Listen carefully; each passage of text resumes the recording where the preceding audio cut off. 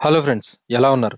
ఎలాంటి ఆలస్యం చేయకుండా మన అమరావతి కథలు అనే కథల ప్రవాహంలో ఈ రోజు మన 33వ కథని మొదలు పెట్టేసుకుందాం. కథ పేరు ధర్మపాలుడు.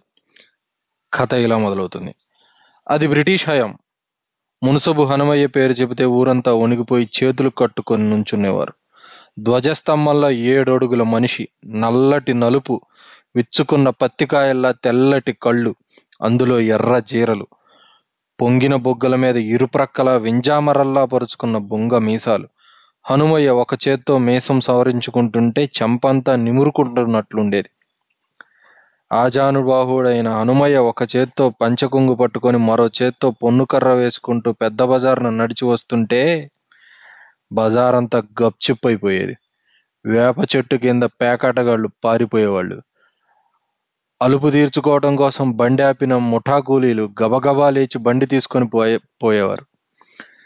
చిల్లర కొట్లలో తూకాలు దగా లేకుండా తూచేవారు. కొసరడిగితే విసుక్కోకుండా బెల్లం ముక్క పెట్టేవారు. జనం పక్కలకి తప్పుకొని గొంతులు తగ్గించి మాట్లాడుకునేవారు. ముందు వెట్టివాళ్ళు నడుస్తుండగా హనుమయ్య అలా బజార్లోంచి వెళ్తుంటే ఊరంతా నిశ్శబ్దమైపోయినట్లుండేది. సర్కారు వారి దృష్టిలో హనుమయ్యకు గొప్ప పలుకుబడి. ఆ పరాగణలో ఎక్కడున్నా శిస్తు బకాయి ఉంటుందేమో కానీ హనుమయ్య హయాంలో బకాయి ఉండేది కాదు. హనుమయ్య శిస్తు వసూలు చిత్రంగా ఉండేది. చదువుకున్న వాళ్ళు పెద్దవాళ్ళు దగ్గర వసూలుకు వచ్చాడనుకోండి, వచ్చి సరాసరి వరండాలో కూర్చునేవాడు. ఏమండి పున్నయ్య గారు, నన్ను ఈ ఊళ్ళో ఉండమంటారా వెళ్ళిపోమ్మంటారా? చెప్పండి, మీరే చెప్పండి. అప్పా, కాసిన మజ్జిగీయమ్మా, దాహంగా ఉంది అని ఇంట్లో కేకేసి, పైవాడు నాకు పుచ్చులు బిగిస్తుంటే నేను చచ్చిపోతున్నాను, మీరేమో శిస్తు కట్టరు, ఈ పూట కట్టకపోతే నా భోజనం ఇక్కడే అని మఠం వేసేవాడు. దాంతో పున్నయ్య గారు నవ్వుకొని శిస్తు కట్టి భోజనానికి ఉండమంటే హనుమయ్య నవ్వుతూ లేచి, సరేలే ఇంకా వసూళ్లు లేవు అంటూ వెళ్ళిపోయేవాడు. ఇక మామూలు రైతుల దగ్గరకు వచ్చి, సన్నాసి ముండా కొడకలారా, సర్కారు శిస్తు మానేస్తారా, కడుపు తింటున్నాం, మనకు నీతి లేదంట్రా అని సిగ్గుపడేటట్లు చివాట్లు పెట్టి శిస్తు వసూలు చేసేవాడు. తను బతికుండగా తన ఊళ్ళో న్యాయం తప్పటానికి వీల్లేదనేవాడు హనుమయ్య. ఒకసారి చలమయ్య తన గేదెల్ని కావాలని రామయ్య బీట్లోకి మేతకు తోలాడు. రామయ్య వచ్చి హనుమయ్యకి చెప్తే వెంటనే ఆ గేదెల్ని బందెల దొడ్లో పట్టించాడు. సాయంత్రం అయింది. చలమయ్య వచ్చి గొల్లున గోల, తప్పైంది బాబు, నా బర్రెలు ఇప్పించండి బాబు, పాలేళ్ళయింది, పాలు తీసి అమ్ముకుంటే గాని రేపటికి నూకలుండవు బాబు అని హనుమయ్య కాళ్ళ వేళ్లా పడ్డాడు. తప్పుడు పని చేసేటప్పుడు ఈ బుద్ధి ఏమైందిరా అని హూంకరించి వెట్టి వాళ్ళని పిలిచి, ఆ గేదెల పాలు తీసి మన ఇంట్లో ఏమండ్రా అన్నాడు హనుమయ్య.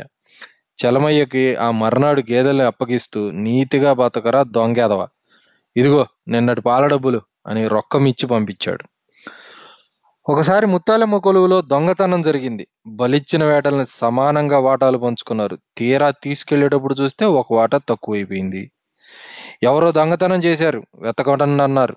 పందిళ్ళన్నీ గాలించారు. మూట చంకన పెట్టుకొని పారిపోతున్న దొంగను పట్టుకున్నారు.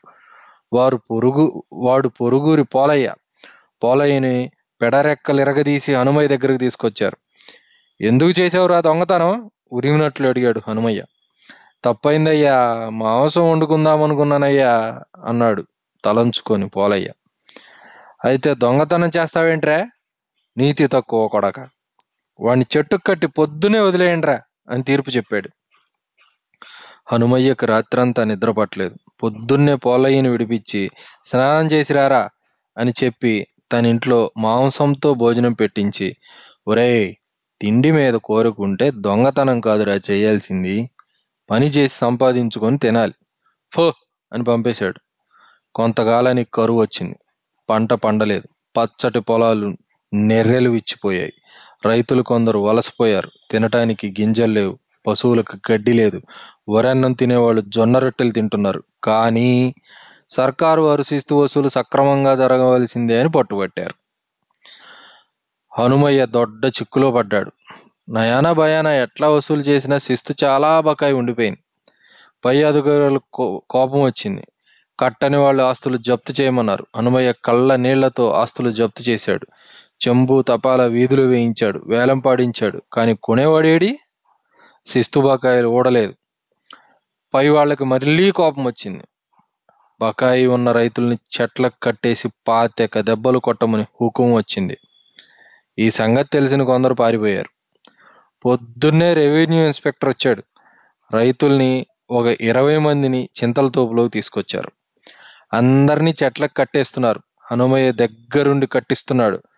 అందరూ అయిపోయారు.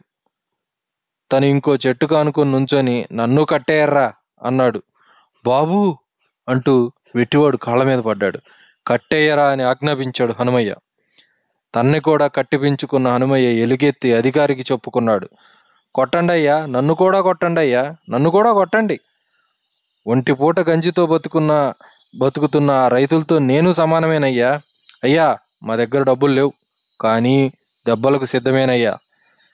అధికారి దిగ్గున లేచి ఈ సంవత్సరానికి శిస్తు మాఫీ చేయిస్తానని వెళ్ళిపోయాడు. కథ సమాప్తం. హలో ఫ్రెండ్స్, ఎలా ఉన్నారు? మా కథా వీడియోలు మీకు బాగా నచ్చినట్లయితే please like, comment, share and subscribe to our channel. Thank you.